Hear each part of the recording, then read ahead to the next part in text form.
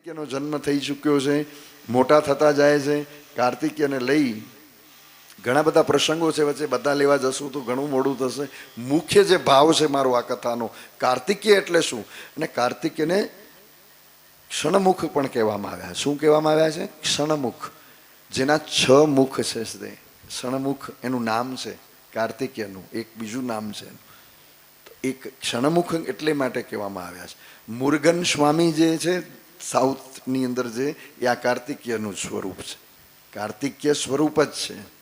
કારણ કે એમને બધું જ ભાર છે, દક્ષિણનો બધો જે કારોબાર છે એ બધું જ એણે સુપ્રત કરવામાં આવ્યો. એટલે દક્ષિણ દિશાની અંદરનું જે કંઈ પણ રાજ્ય હતું એ કાર્તિકેય સંભાળ્યું છે.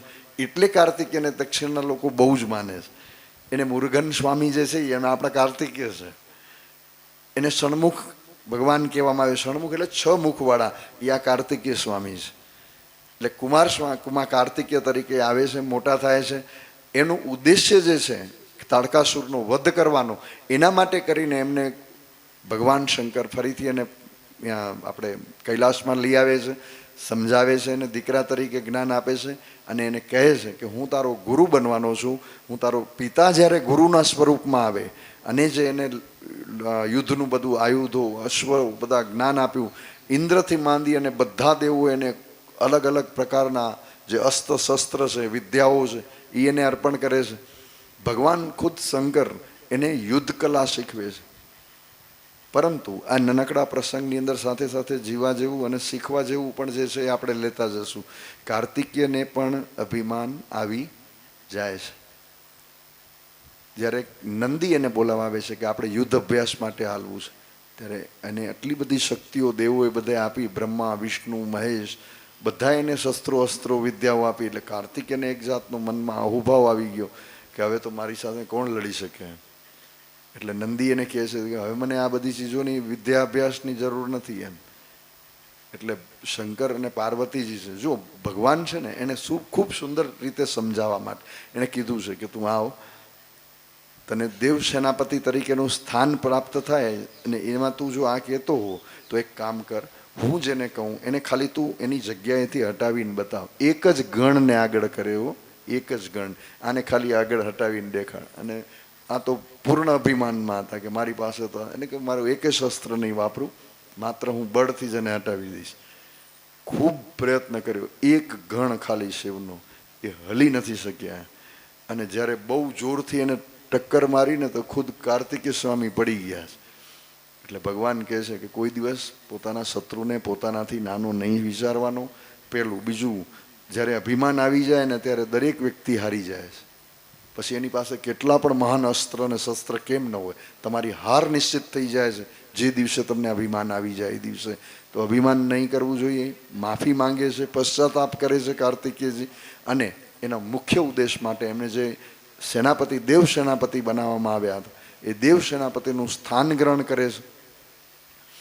યુદ્ધ અભ્યાસ પૂર્ણ કરી બધાને અને તાડકાસુરને લલકારવામાં આવે છે. ખૂબ મોટું યુદ્ધ છે.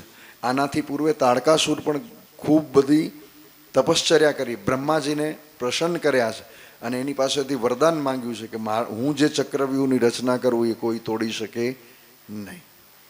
એટલે દેવો ફરીથી મૂંઝાઈ ગયા કે આનો તોડ કેમ કાઢવો. અને એ વખતે પાર્વતીજીએ જ્યારે જતા હોય છે ત્યારે કાર્તિકેય સ્વામીને આશીર્વાદ આપ્યા છે. અને ત્યારે શિવે એને સમજાવ્યું છે કે પંચતત્વના જે મુખ્ય અધિપતિ છો એ અમે તને બનાવ્યા છે, બરાબર છે. અને માનો આશીર્વાદ જેની વાત સાથે હોય ને કે વિજયી ભવ, આ માનો આશીર્વાદ જેની સાથે આવી જાય ને એનું વિજય નિશ્ચિત થઈ જ જાય છે. કઈ રીતે એ તું છોડી દે, તું અત્યારે જા, શ્રદ્ધા અને વિશ્વાસ પ્રગટ કરતા રહો. બાકી માના આશીર્વાદ તારી સાથે છે, પંચતત્વનો તાકાત છે એ તારી પાસે છે. અને આ એક ભીષણ યુદ્ધ થાય છે. એક પછી એક દાનવોને હણવામાં આવે છે. બધા દાનવો હણાઈ જાય છે. છેલ્લે જે મહાયુદ્ધ છે એ કાર્તિકેય અને તાડકાસુરનું છે. અને અહીંયા તાડકાસુરનો વધ કરે છે. કારણ કે એક જ વ્યક્તિ એનો વધ કરી શકે એટલું એ બળવાન હતો. અને એ વધ માત્ર શિવ અને પાર્વતીનો જે સંતાન હોય એ જ પોતાના અસ્ત્ર વડે તાડકાસુરને મારી શકે. તો આ તાડકાસુરનો આ રીતે વધ થાય છે. જય જયકાર થઈ ગયો અને દેવ સેનાપતિ તરીકે એટલે કે દેવોના સેનાપતિ તરીકે કાર્તિકેયનું એક અવિચળ સ્થાન ઊભું થાય છે. આ રીતે કાર્તિકેયનું એક જન્મ છે. હવે કાર્તિકેયનો જન્મ, એની આ આખી કથા આ બધા જણા જાણો છો. આમાં કશું એવું નથી કે જે, પણ આની અંદરથી શીખવા જેવું અને સમજવા જેવું, જીવનમાં ઉતારવા જેવું અનહદ જ વસ્તુઓ છે. તમારે કોઈ પણ ચીજ કર્મને પ્રાધાન્ય આપવું પડશે. માત્ર મોટા વ્યક્તિનું સંતાન છે એટલે એને મળી જવું એવું અહીંયા નથી થતું. શિવનો પુત્ર છે એટલે એને બધું પ્રાપ્ત થઈ જાય એવું નથી. એને અર્જિત કરવું પડે, એને સાધનાઓ કરવી પડે, એને શીખવું પડે, ત્યારે એના માટે એ સ્વીકાર્ય બને. આ બધી ચીજો તમારે ને મારે શીખવા જેવી છે જીવનની અંદર, કે તમે તમારા બાળકોને બધું આપી નહીં દો. માતાઓ અને પિતાને બધાને નમ્ર વિનંતી છે, એની ઉંમર પ્રમાણે એને બધી ચીજો આપો. આજનો એક સૌથી સર્વસામાન્ય પ્રશ્ન જો આજે ઉદ્ભવે છે, એ હું પોતે એક શિક્ષક છું અને મહત્તમ મારી પાસે જો કોઈ આ પ્રશ્ન આવતો હોય તો આ છે કે અમારું છોકરાના હાથમાંથી મોબાઈલ છૂટતો નથી, એમ આપ્યો કોણે? આજે એક મહત્તમ પ્રશ્ન મારી પાસે આવે છે કે અમારું બાળક છે એ મોબાઈલ છોડતું નથી. હવે મારો સામે પ્રશ્ન છે કે આપ્યો કોણે? તમે બિલીવ કરજો, તમારી આજુબાજુમાં એક દ્રશ્ય જે છે ને એ કલ્પના કરી જોજો એનું, કે એક નાનું બાળક જન્મે, હજી તો સમજી લો વર્ષ, 1.5 વર્ષનું કે 2 વર્ષનું બાળક થાય ને ત્યાં તો એ મોબાઈલ વગર ખાતું નથી. એમ એને મોબાઈલમાં પેલી રાઇમ્સ ચાલુ કરી દેવામાં આવે પછી તો એ ખાય, એના વગર એ ખાતું નથી. એમ તમે અત્યારથી એને એડિક્ટિવ કરી દો છો બાળકને, એટલું બધું એનું દૂષણમાં નાખી દો છો. બીજું, એ તો બાળક છે, એને તો તમે જેટલું દેખાડશો એટલું એ લેવાનું છે. અને આપણે શું ગર્વ કરતા હોય, મારું બાળક પાછળ ન રહી જાય, એની બધી ટેકનોલોજી આવડવી જોઈએ. પછી ટેકનોલોજી દાટ વાળશે તમારો. એવા બનાવો બન્યા છે આજની તારીખમાં કે જેના હાથમાંથી, તમે છોકરાના હાથે મોબાઈલ લઈ લીધો હોય ને, એણે બાપ ઉપર હુમલો કર્યો છે.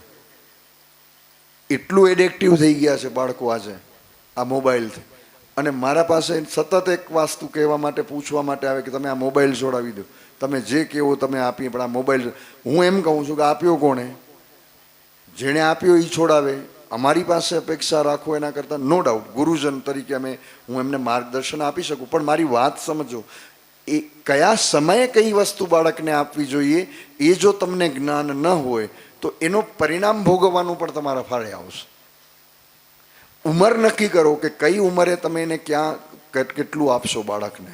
જીદ કરી શકે બાળક, હું એમ નથી કહેતો, પણ તમે પોતે માતા પિતા પોતાને એમ પોતાની જાતને બતાવવા માટે કરીને બાળકને આ રીતે હાથમાં મોબાઈલ અપાઈ જાય છે. અને છેલ્લે આ પછી દૂષણ એટલું મોટું ઊભું થાય છે કે વાત જવા દો. કાર્તિકેયનું જે ઉદાહરણ છે, કાર્તિકેયને ત્યારે એ બધા શસ્ત્રો મળ્યા જ્યારે એ ધારણ કરવા માટે એણે પોતાની જાતને પ્રતિબદ્ધ બનાવી છે, ત્યારે એને અસ્ત્ર બધા આપવામાં આવ્યા છે. તમે તમારા બાળકને, આજે આપણે લડાઈ લડવા નથી જવાનું, તલવાર લઈને ક્યાંય નીકળવાનું નથી, તો તમારે તમારા બાળકને જ્ઞાનરૂપી શસ્ત્ર આપજો.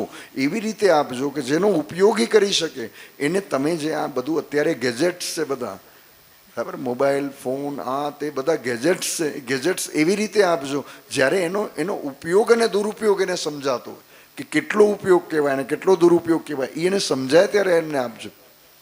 ઉંમરથી પૂર્વે બધું આપી દેશો તો ઉંમર પછી તમને ભોગવવાનો વારો આવશે. આ કાર્તિકેયની વાર્તા જે છે ને, વાર્તા એટલે સમજો છો, એની આખી જે જીવનશૈલી છે એ શીખવા જેવી છે. એને મોર જે છે એને મળવ્યું છે, વાહન તરીકે આવ્યું છે. મોર છે એના કાર્તિકેયના વાહન તરીકે સ્થાન આપવામાં આવ્યું છે. કાર્તિકેયના હાથમાં છે એ ભાલો નથી, એ સર્વ પ્રતિનિધિત્વ છે પંચતત્વનું. 5 તત્વનું પ્રતિનિધિત્વ છે ને એ કાર્તિકેય સ્વામી છે. મોર વાહન નથી, મોર એનું વાહન બતાવવામાં આવ્યું છે, પ્રતીક છે. મોર છે એ પ્રતીક છે, બરાબર છે. મોર ખાય શું? મોર ખાય શું? સાપને ખાઈ જાય, બરાબર છે. સાપ કોની પાસે? શિવ પાસે. દીકરા પાસે એવું વાહન છે જે સાપ એના પાસે જે છે એને મારી નાખે. ઉંદરને કોણ ખાય? સાપ. ઉંદરને કોણ ખાય? સાપ ઉંદરને ખાઈ જાય. ઉંદર કોનું વાહન છે? ગણપતિનું. બધા એકબીજાથી વિરોધાભાસ પરિવારમાં ઊભો થયો છે, અને છતાં પરિવાર છે, અને અદ્ભુત પરિવાર છે. અદ્ભુત પરિવાર છે. મતલબ કે તમે ને હું એ પરિવાર પાસેથી શીખી શકીએ કે બધાનું અલગ અલગ ધારો કે વિચારસરણી હોય તો પણ જીવન જીવી શકાય. જો મહાદેવ જીવી શકતા હોય એના વાહન એક પ્રતીક છે, એના ઉપરથી આપણે સમજ્યા છે કે આવું બધું હોય તો પણ જીવન જીવી શકાય, તો પણ આમાંથી આપણે જીવનને પારિવારિક રીતે બહાર નીકળી શકાય. આટલું સુંદર છે. કાર્તિકેયનો જન્મ છે, કાર્તિકેયનું ઉત્પન્ન થવું છે, કાર્તિકેયની ઉત્પત્તિ છે, એની અંદર બધું જ અલગ અલગ અલગ છે. મતલબ 6 કૃતિકાઓ ભેગા થઈને એને આશીર્વાદ આપી અને એને માતાનું સ્થાન લેવામાં આવે. માતા હોવા છતાં તમે પાલક માતા સુધી પહોંચવું પડે એવી જીવનની ઘટના આવે ને તો પણ તમારે બંનેને વચ્ચેનું સામંજસ્ય બનાવી રાખવું જોઈએ. જીવનની અંદર તમારી માતા અને તમારી માસી, બરાબર છે, તમારા સંબંધો બધા જે તમને પાલક તરીકે કોઈ મોટું કરતું હોય એ તમારા મા કરતાં ઘણું મોટું સ્થાન છે એનું. અહીંયા આપણે કાર્તિકેયમાંથી શીખવા જેવું છે. આ રીતે કાર્તિકેયનું એનું દેવ સેનાપતિ તરીકેનું સ્થાન છે. એમને ભગવાને સુદૂર એટલે કે દક્ષિણનું આખું રાજ્ય સંભાળવા માટે એ જ એટલે દેવ સેનાપતિ તરીકે એને ત્યાં મોકલાવ્યા છે. અને ફરીથી મહાદેવ જે છે એ ધ્યાનસ્થ થયા છે. ફરીથી મહાદેવ ધ્યાનસ્થ થયા છે. હવે પાર્વતીજી એકલા પડ્યા. હવે કરવું કઈ રીતે? મહાદેવ તો વર્ષો કલ્પોના ધ્યાનમાં છે. એટલે પાર્વતીજી પોતાને એમ લાગે છે કે કશું કોઈક મારી સાથે હોવું જોઈએ. એટલે એઝ પર ધ વેદ અને as per the Shiv Mahapuran પોતાના શરીરના મેલમાંથી એક નાનકડું બાળકનું સ્વરૂપ ઉત્પન્ન કરી અને ગણેશનું સર્જન થાય છે અને ગણપતિનું સર્જન થાય છે. બરાબર છે. એ દેવેશ છે, દેવનો આદેશ છે. દેવેશ તરીકે ગણપતિનું જન્મ છે. માતા પાર્વતીએ પોતાના શરીરમાંથી અંગમાંથી જે મેલ હોય એ ઉત્પન્ન કરી માટીમાં ભેળવી અને એક સુંદર બાળકનું જન્મ થાય છે અને એની અંદર પ્રાણ પૂર્યા છે. હવે હું ફરીથી અહીંયા કહું છું, આ સનાતન ધર્મ છે. આપણે બધા હમણાં જ ગણપતિ વિદાય આપી છે, બધાએ સાથે મળીને ખૂબ ઉત્સાહ સાથે આપણે ગણપતિનું સ્મરણ કર્યું છે. હવે તમને હું સમજાવું છું, જો કોઈ એમ એવું બધા ઘણા બધા અત્યારે ચાલે છે, તર્કનો જમાનો ચાલે છે, એટલે એવું બધું બોલે છે પથ્થરમાં પ્રાણ પ્રતિષ્ઠા થોડી થાય, એનાથી આવું થોડું થાય. તો આજે હું કહું છું કે મા ભવાની પાર્વતી એ વેદોની અંદર આપણા પુરાણોની અંદર એ વાત બતાવવામાં આવી કે મૂર્તિ એટલે કે માટીની અંદર પ્રાણની સ્થાપના કોણે કરી છે? મા ભવાની પાર્વતીએ. એટલે પ્રાણ પ્રતિષ્ઠા જે છે ને એ આજે આપણે કરાવીએ છીએ કે કરીએ છીએ એવો ભાવ ખાલી આપણે કરીએ છીએ. હકીકતમાં તો એ ઘટના ઘટિત થઈ છે કે જ્યાં પ્રાણ છે એ બીજી કોઈ એક માટીની અંદર શું થાય છે? આહવાન જ થાય છે અને એમાંથી જાગૃત એક દેવ બને છે. તો આ ઘટના પાર્વતીજીએ પોતાના પ્રાણમાંથી એક નવો પ્રાણ ઉત્પન્ન કરી અને ગણેશજીનું સર્જન કર્યું છે. તો ગણેશ મૂર્તિની પ્રાણ પ્રતિષ્ઠા વખતે આપણો પ્રાણ કોને તમે ઉત્પન્ન આપણે આપીએ છીએ? ગણપતિમાં. ત્યારે એ મૂર્તિમાંથી શું બને છે? ભગવાન બને છે. મૂર્તિમાંથી ભગવાન બને છે. તમે સમજો આ વાતને. જો થોડુંક પણ તમે આપણે ડિટેલમાં જઈએ પછી આપણા જન્મ ઉપર આવીએ. કેટલી સુંદર વસ્તુ છે જો સમજાય તો. તમે જ્યારે મૂર્તિ ખરીદવા માટે જાઓ ને ત્યારે આખી રોડ ઉપર કેટલી બધી મૂર્તિઓ પડી હોય છે. વેચાવા માટે ઘણી બધી મૂર્તિઓ પડી હોય છે. તમે બધાનું પૂજન કરો છો. અને માતા બહેનો આપણે તો આ બધી બાબતો માટે તો એક્સપર્ટાઇઝ લઈને આવ્યા છે. મૂર્તિ જ્યાં એમ કે ને કે આ 2000-1500 ભગવાન ભવાની એમણે પોતાના શરીરમાંથી અને માટીની અંદર જીવ પૂરી અને ગણેશનું સર્જન કર્યું છે. એને ગણ બનાવ્યા છે. એને પોતાના ગણ બનાવ્યા એટલે એને ગણાધીશ કહેવાયા. એ ગણ તરીકેનું અવતરણ છે. માતાજી એને ગણ બનાવ્યા છે અને ગણ તરીકે બધા જ ગણોનું પ્રતિનિધિત્વ કરે છે એટલે એ ગણાધીશ છે. એની સાથે પાર્વતીજી વાતો કરે છે, એની સાથે પાર્વતીજી પોતાનો સમય વ્યતીત કરે છે. અને એટલા માટે કરીને કારણ કે મહાદેવ સમાધિસ્થ છે અને ધીરે ધીરે ધીરે ધીરે ધીરે ધીરે આ આખો ગણપતિ જે છે ગણેશ છે એ ધીરે ધીરે મોટા થતા જાય છે. હવે આ આખી વાતમાં ત્રિકાળ જ્ઞાની છે મહાદેવ, પણ એને ખબર નથી. એ પોતાના આની અંદર છે, ધ્યાનમાં છે અને ગણપતિજી મોટા થતા જાય છે. એમને ગણપતિને એટલું જ ભાવ છે કે મારી માં છે એમાં ભવાની છે, મારી માં છે એ કોણ છે? પાર્વતીજી છે, એ મારા માતા છે. એનો આદેશ જે છે એ મારા માટે સર્વોપરી.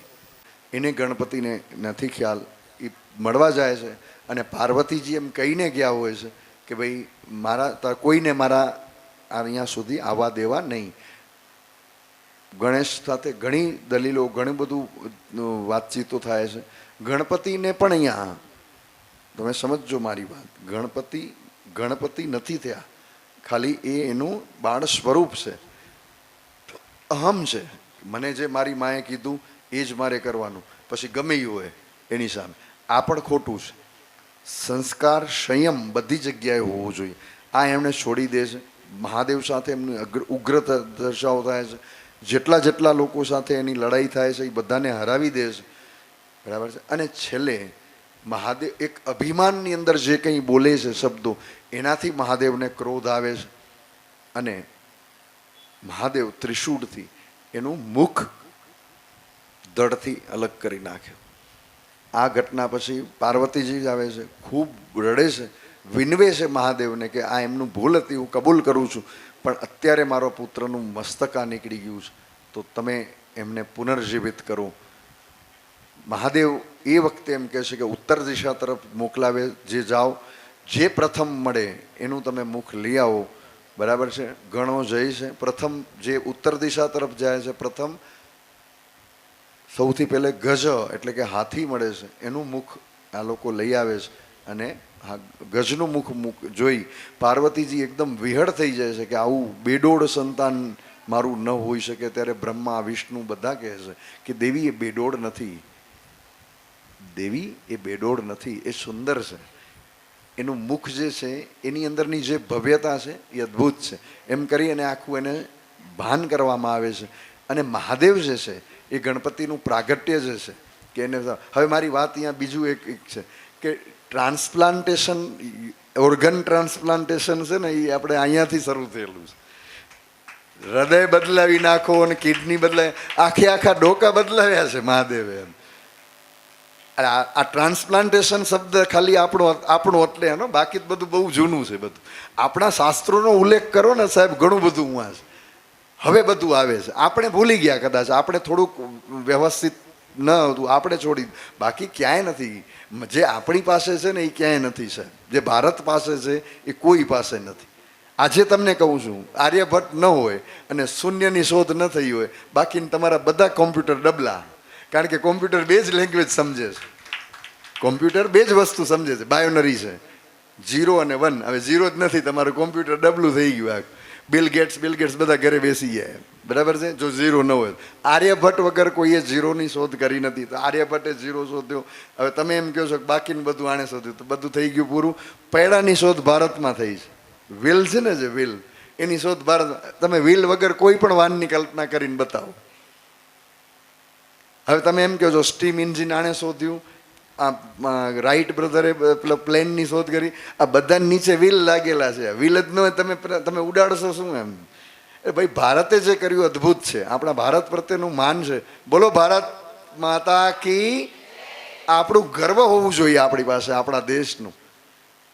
ગણપતિનું મુખ જે છે, અને હવે એની આખી સંરચના છે, એને હું તમને થોડુંક ભાવથી આપણે શિવ મહાપુરાણના માધ્યમથી થોડી તમને સમજાવી દઉં. તો જે ગણપતિ છે, ગણાધકપતિ, એનું જે મુખ તમને જે દેખાય છે ગણનું, એ કેનું છે? ગણ એટલે હાથીનું જે મુખ દેખાય છે. આખું હાથીના મુખની અંદર આંખ કેવી છે, કાન કેવા છે? તો ભગવાન તમને ને મને સમજાવવા માંગે છે કે ઓછું જોજે, સાંભળજે વધારે, પણ ઓછું જોજે. બોલજે કેવું? ઓછું. કેવું બોલજે? ઓછું બોલજે. સાંભળજે. પેટ કેવું છે? મોટું. બધાનું સાંભળજે. એકનું જઈને બીજાને કહેતો, એકનું સાંભળીને બીજાને કહેતો નહીં. પેટની અંદર બધી વસ્તુ રાખજે. દરેક આપણા દેવ છે ને એ પ્રતિકાત્મક છે બધું. તમને એમ લાગે છે કે કાલે ઉઠીને હું ધારો કે ભગવાનની પૂજા કરું તો શંખ ચક્ર ગદા પદ્મ ધારણ કરીને વિષ્ણુ ભગવાન પ્રગટ થાય, આવું હોય શકે ખરું? એમ એની ઉર્જા છે, જેના હાથમાં વિધ્વંસ પણ છે અને જેના હાથમાં સર્જન પણ છે, કમળ પણ છે. તમે વિષ્ણુ ભગવાનના હાથમાં જોશો તો શું છે? કમળ છે. અને બીજા હાથમાં શું છે? સુદર્શન ચક્ર છે. ક્યાં ચક્ર હલાવવું, ક્યાં વાંસળી વગાડવી, આનું સંતુલન છે ને એ જીવન છે. આ ઘરમાં ઝઘડા થાય ને એના સૌથી અડધા કારણ આ હોય છે. શું કરે ખબર છે? બહારના લોકોને માણસ ઇમ્પ્રેસ કરવા માંગે. એટલે ધારો કે બારે જાય, માર્કેટિંગ વાળા, ખાસ સમજો, સેલ્સ વાળા, આ બારે જાય ને એટલે શું કરે ખબર છે? જેવા કોઈ ગ્રાહક મળે ને, હા સાહેબ, તમે જેમ કહો એમ સાહેબ, હા જી, જી, આ બધું જી, હા સાહેબ, જી સાહેબ, આ બધું હાલે. અને જ્યાં ઘરમાં આવે ને એના ભેગું ચાલુ થાય, અરે તને ખબર નથી પડતી, આમાં ચાય નથી, આમાં ગરમ પાણી નથી થયેલું, ફલાણું નથી થયેલું. અરે તને 5 રૂપિયા દેશે એટલે તું સાહેબ કે આખી જિંદગી તને દઈ દીધી આણે એમ. એટલે આપણી હાલત કેવી છે ખબર છે? ઘરમાં સુદર્શન ચક્ર ફેરવવાનું, બારે વાંસળી વગાડવાની. એટલે આ ઘરમાં વાંસળી વગાડવાની છે, બારે સુદર્શન ચક્ર ફેરવે એમ. આપણે બધા ઘરમાં આવીને બધા સુદર્શન ચક્ર ફેરીએ. કારણ એનું કારણ છે બિચારી બોલી શકે નહીં, એટલે બૈરા ઉપર બધું ગુસ્સો કાઢી નાખવાનો અને એ જ વ્યક્તિને બારે મોકલાવો. અને મજાની વસ્તુ કહું છું, અને આ ખરેખર તમે સમજો, આ પ્રેક્ટિકલ છે. થોડીક અઘરી લાગશે ડાયજેસ્ટ થવામાં, પણ આ હકીકત છે. મેં આવા ઘણા લોકોને કોર્પોરેટ જગતની અંદર હું જોડાયેલો રહ્યો છું. અત્યારે હું અહીં બોલું એ થોડુંક મર્યાદાને વિહીન છે એટલે હું નથી કહેતો, પણ તમારી સામે કથાકાર તરીકે હું છું. અને BSc, MSc, IT, બરાબર, TCSની અંદરથી હું IT એન્જિનિયર થઈને રિટાયર થયેલો છું. એમને હું અહીંયા બેઠો નથી એમ. એટલે કાંઈ નથી આવડતું એટલે આ ધંધો કરવા બેઠો એવો મારો કોઈ ભાવ નથી. મને જીવનની અંદર બધું જ મેં ભણ્યો છું, ગણ્યો છું, બધું જ કર્યું. આ મારો ભાવ છે એટલે હું અહીંયા આવીને બેઠો છું. કાંઈ હાલતું નહોતું એટલે સાહેબ કથા કરવા બેઠો એવી રીતે નથી આવ્યો એમ. મહેરબાની આપની એમ. એટલે ભણેલો ગણેલો તરીકે અહીંયા હું સ્થાન. એટલે હું આજે તમને કહું છું કે ખરેખર આવું મેં કોર્પોરેટમાં સાંભળેલું છે. ઘરની અંદર તો હું આમ કહું એટલે થઈ જાય, આમ કરું તો આમ થઈ જાય. આ જ વ્યક્તિ કેબિનની અંદર જી સાહેબ, જી સાહેબ, ભૂલ ન હોય તોય જી સાહેબ કે તો હું અમે સાંભળ્યા છે. ભૂલ ન હોય તો એને લોસ ખાતો સાંભળ્યો છે. અને ઘરની અંદર એની ભૂલ હોય ને તો બૈરા ઉપર ચડી જતો. આ ભૂલ આપણી ભૂલ છે. જેને પ્રેમ આપવાનો છે, જેને પ્રેમ આપવાનો છે, અહીંયા ગુસ્સો આપશો તો પછી પ્રતિક્રિયા એવી આવે ને ત્યારે તમારે સાહેબ પછી ફરિયાદ નહીં કરવાની. આ પ્રતિક્રિયા છે, આજે નથી આવી, એક દિવસમાં નથી ઉત્પન્ન થતી, આ વર્ષો લાગી જાય છે. પ્રેમ લેવા માટે બહુ ઓછો સમય જોઈશે સાહેબ, પણ સંબંધોને બનાવવા માટે તમારે વર્ષો જોઈશે. આપવું પડશે તમારે. આજે આપણે અત્યારે ગણપતિ પ્રાગટ્ય, ગણપતિનું સ્વરૂપ, એનું અર્થઘટન છે કે એ મોટા કાન નથી. તમને સમજાવ્યું છે, તમને ને મને જગતને બતાવ્યું છે કે તમને દુનિયા ઘણું બધું કહેશે, એ બધું સાંભળજો, પણ તમારે બોલવાનું બહુ ઓછું છે. તમને જે સમજાઈ લેજો. તમને જેટલું કહેવામાં આવે તમારું ઉદર તમારા પેટમાં રાખજો. આની વાત ઓને, ઓની વાત ઓને, આ નહીં કરવાની. એ બધું ગણપતિના સ્વરૂપમાં છે, બરાબર. એની સૂંઢ છે, એની સૂંઢ છે બહુ મોટી એમ, બરાબર છે. એ મોટી સૂંઢ બતાવે છે, બરાબર છે, કે સુગંધ તમને દૂરથી લઈ લેજો, પણ ગ્રહણ શું કરવું એ તમારા વિવેક ઉપર રાખજો. એ તમારા વિવેક ઉપર રાખજો કે તમારે જીવનમાં શું લેવું જોઈએ. આ બધું જ ગણપતિનું સ્વરૂપ બતાવે છે. એ વક્રતુંડ, વક્રતુંડ, આજે અર્થઘટન સમજાવું છું શ્લોકોના, પણ એ મજા આવશે તમને સમજાવી આપ. વક્રતુંડ મહાકાય, વક્રતુંડ અને મહાકાય, સૂર્યકોટી સમપ્રભ. સૂર્યકોટી, કોટી સૂર્ય જેવું જેનું શું છે સ્વરૂપ છે. સૂર્યકોટી સમપ્રભ નિર્વિઘ્નમ કુરુ મે દેવ. બધા દેવો પણ આ શ્લોક બોલે છે. હે ભગવાન, અમારા તમામ કાર્યો કેવા થાય? નિર્વિઘ્ન થાય. એના માટે તમે જેનું આહવાન કરવા જઈ રહ્યા છો ને એ પધારી રહ્યા છે. તમને એ દર્શન દેવા જઈ રહ્યા છે. તમને જીવમાં શિવના દર્શન ન થાય, બરાબર સમજજો. તમારી સમક્ષ એક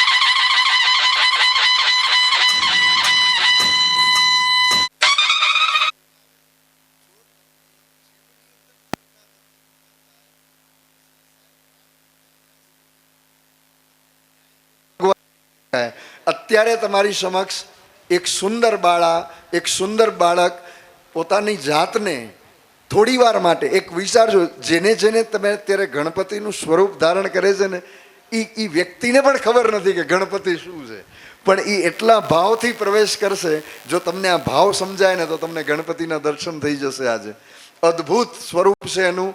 પ્રથમ પૂજ્ય છે. શું કામ છે આપણે વાત કરી છે ગઈકાલે, છતાં આપણે આગળ આમાં થોડું લઈ લઈએ. ભાઈ ગણપતિ પ્રાગટ્ય અને આમનું પ્રેમથી લઈ આવો. મુરુગન સ્વામી તરીકે શ્રી કુમાર એમને પણ લઈ આવો અને ભાવથી અહીંયા બોલાવું છું. અને આ શ્લોકનું એનું ઉદ્ઘાટન જે છે એ પૂર્ણ થવું જોઈએ. અદ્ભુત અદ્ભુત. વક્રતુંડ મહાકાય સૂર્યકોટિ સમપ્રભ નિર્વિઘ્નમ કુરુ મે દેવ સર્વ કાર્યે ગજાનનાય નમો નમઃ.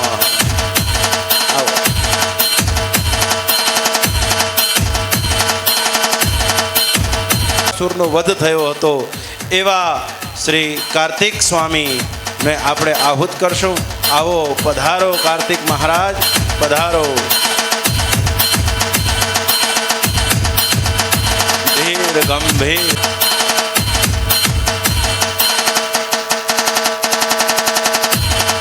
પૂજ્ય કહેવામાં આવ્યા છે. એક વખત જ્યારે ગણપતિ અને કાર્તિકેયની વચ્ચે જે એક ઝઘડો થયો છે કે કોણ મોટું અને કોણ નાનું, વક્રતુંડ મહાકાય સૂર્યકોટિ સમપ્રભા નિર્વિઘ્નમ કુરુ મે દેવ સર્વકાર્યેષુ સર્વદા. બુદ્ધિદાતા છે મહાગણપતિજી છે, એટલે એને બુદ્ધિ હતી. એણે એક વખત કીધું, એણે પાર્વતીજી અને શંકરને એણે કીધું છે કે તમારી વાતચીતની અંદર મેં સાંભળ્યું છે કે જે માતા પિતાની સેવા કરે અને માતા પિતાની જે આ પ્રદક્ષિણા કરે એને આખા જગતની પ્રદક્ષિણા થઈ ગયેલી કહેવાય. તો બસ મેં આને સ્વીકારી લીધું. માતા પિતાને જે પ્રદક્ષિણા કરીને બેસી જાય તો એને જગતની પ્રદક્ષિણા કહેવાય. અને ભગવાન શંકર અને પાર્વતીએ વરદાન આપવું પડે કે એ સનાતન સત્ય છે. તો વિચારજો, ખાલી આ કથાનો ભાવ નથી, માત્ર કથાનો ભાવ નહીં પકડતા. અહીંયા ખાલી કથાના શબ્દોને નહીં સમજતા, મૂળ ભાવને પકડજો. કે જીવનની અત્યારે શું ચાલે સાહેબ? શ્રાદ્ધ પક્ષ ચાલે છે, બરાબર છે. ગરમા ગરમ ખીર અને પૂડી, બરાબર. અને મને કે કમને રોજ અગાસી ઉપર જઈને ઊભા રહેવું 11 વાગે, પછી બોલવું. આ જો ન કરવું હોય અને સાચું જીવન જીવવું હોય તો જીવતા મા બાપનું એટલું પૂજન કરી લેજો કે ઉપર જઈને ખીર પૂરી દેવાની જરૂર ન પડે. અહીંયા જ જમાડી દેજો, અહીંયા જમાડજો સાહેબ. ઉપર કોઈ નથી પૂછવા આવવાનું તમારી પાસે. અને અહીંયા નહીં દો ને સાહેબ તો ઉપર તમે ગમે એટલા બતાવો. જ્યારે તમે મા બાપનું જ્યારે અહીંયા ધ્યાન નથી રાખ્યું, પછી ફોટા બની અને એના ઉપર માળા પહેરવો ને સુગંધિત ધૂપ કરવાની શું જરૂર? જો તમે અહીંયા મા બાપ પૂજી લીધા હોય તો પછી આ કરવાની જરૂર નથી સાહેબ. જો તમારો બાપ રાજી થઈને તમને આશીર્વાદ દે ને તો જગતના કોઈ દેવના શ્રાપ તમને નડવાના નથી સાહેબ. જો જગતનો બાપ તમને, તમારો બાપ આશીર્વાદ દઈ દે કે દીકરા તારા તું સુખી થજે, તથાસ્તુ તું ભવ, આ જ્યારે આશીર્વાદ તમને બાપ દે ને, તમને દુનિયાનો કોઈ દેવનો શ્રાપ ન નડે સાહેબ. અને કોઈ પણ દીકરા માટે હું ખરેખર આ ભાવથી અને અહીંયાથી વ્યાસપીઠ ઉપરથી બોલું છું, બાપ જીવતો હોય ને તો એનો વિશ્વાસ જીવતો છે દીકરાનો. દીકરો કોઈ દિવસ કોન્ફિડન્સથી નીચો નહીં પડે.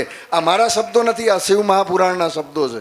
તમારો બાપ જીવતો હોય ને જ્યાં સુધી તેમને કોન્ફિડન્સની જરૂર ન પડે, કારણ કે વિશ્વાસ છે કે ગમે એ કરીશ, છેલ્લે હું પપ્પાને જઈને એમ કહીશ ને તો છેલ્લે વટશે, લાભશે, પણ એ મારા ભેગો ઊભો રહેશે. એ વિશ્વાસ છે. તમારો બાપ છે ને એ તમારો વિશ્વાસ છે સાહેબ. જેનો બાપ હાલ્યો જાય ને એના જીવનમાંથી વિશ્વાસ હાલ્યો જતો હોય છે.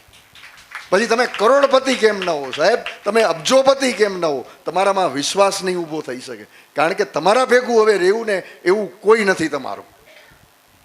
અને માં છે ને સાહેબ, એ જનેતા, એ તમારી મમતા છે, તમારી ભાવના છે, તમારું હૃદય છે. જે દિવસે તમારી માં નરે ને તે દિવસે તમને જાણનાર કોઈ નહીં હોય. ધ્યાન રાખજો મારા શબ્દો, તમને કોઈ ઓળખનાર નહીં હોય સાહેબ.